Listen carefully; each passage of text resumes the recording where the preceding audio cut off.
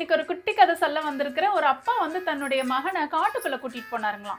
அந்த மகன் கேட்டானா, ஏன்பா நம்ம இந்த இருட்டுல காட்டுக்குள்ளார போறோமேன்னு கேட்டானா.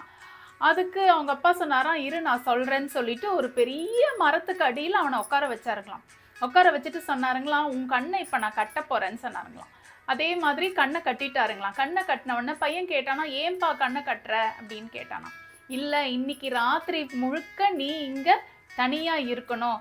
காலையில விடிஞ்சதுக்கு அப்புறம் நான் வந்து உன்னை கூட்டிட்டு போயிடுவேன் அப்படின்னு சொன்னாங்களாம்.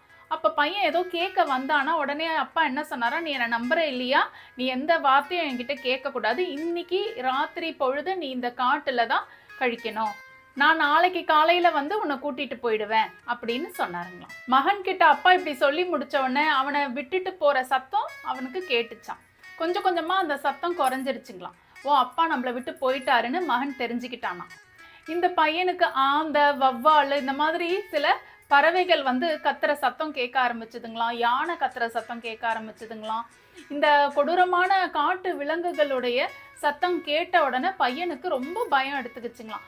அப்பா இருந்த வரைக்கும் இருந்த தைரியம் அப்பா போனதுக்கு அப்புறம் பையனுக்கு இல்லைங்களாம். இந்த விலங்குகள் சத்தம் மட்டும் இல்லைங்க, மழை, காத்து எல்லாமே அன்னைக்கு அடிச்சுதுங்களாம். அந்த பையன் நொறுங்கி போயிட்டானா.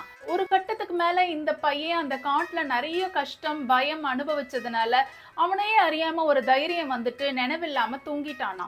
காலையில யாரோ தன்னுடைய கட்டை வந்து அவிழ்க்கிற மாதிரி இருந்துச்சுங்களாம். பார்த்தா அவனுடைய அப்பாங்களாம். அப்பா நீங்க எப்போ வந்தீங்க அப்படின்னு கேட்டானா. அதுக்கு அப்பா சொன்னாரா, நான் எங்கப்பா போனேன், வர்றதுக்கு உன் பக்கத்திலே தான் உட்காந்துட்டு இருந்தேன். உன்னையே ராத்திரி முழுக்க இந்த காட்டுல தனியா விட்ட மாதிரி நான் பக்கத்திலே தெரியாம உட்காந்துட்டு இருந்தேன்னா உன்னுடைய மனோ வலிமை எவ்வளவு தொலைவு இருக்குதுன்னு அதை சோதிக்கதான் இப்போ நீ ரொம்ப தைரியமானவன் நான் தெரிஞ்சுக்கிட்டேன், இதுக்காக தான் உன்னை தனியா விட்டேன்னு அவங்க அப்பா சொன்னாருங்களாம். இந்த குட்டி கதையில இருந்து நாம என்ன தெரிஞ்சுக்கிறோம்னா, இந்த பிரபஞ்சம் நமக்கு நல்லதையும் செய்யும், கெட்டதையும் செய்யும். சில நேரத்துல நமக்கு நிறைய கஷ்டங்கள் நிறைய மனிதர்கள் மூலியமா வந்துகிட்டே இருக்கும். அந்த நேரத்துல நம்ம மனசு உடைஞ்சி இல்ல சில பிரச்சனைகளுக்காக ரொம்ப பயந்து நம்ம வாழ்க்கையே அவ்வளவுதான்னு நிறைய பேர் நினைக்கிறாங்க. அப்படி மட்டும் நம்ம நினைக்கவே கூடாதுங்க. சில பேருக்கு ரொம்ப அச்சுறுத்தம் பயம் இருக்குங்க. அந்த பயம் வந்து உச்சக்கட்டத்தை அடையிற நேரத்துல அவங்களுக்குள்ளார ஒரு தைரியம் பறக்குங்க.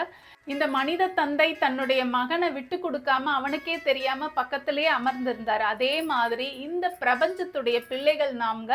நமக்கு இந்த பிரபஞ்சம் வந்து சில அச்சுறுத்தலான விஷயங்களை கொடுக்கும். அந்த அச்சம் உச்சக்கட்டத்தை அடையும் போது நமக்குள்ளார ஒரு தைரியம் பறக்குங்க. இதுதான் வந்து அந்த பிரபஞ்சம் நமக்கு கொடுக்கிற பரிசுங்க. இந்த 2025 வருஷம் எல்லாருக்கும் நல்ல வருஷமா அமையணும்ட்டு நான் இறைவனை வேண்டிக்கிறேங்க. சந்தியா ராதாகிருஷ்ணனுடைய தமிழ் புத்தாண்டு நல்வாழ்த்துக்கள். நன்றி, வணக்கம்.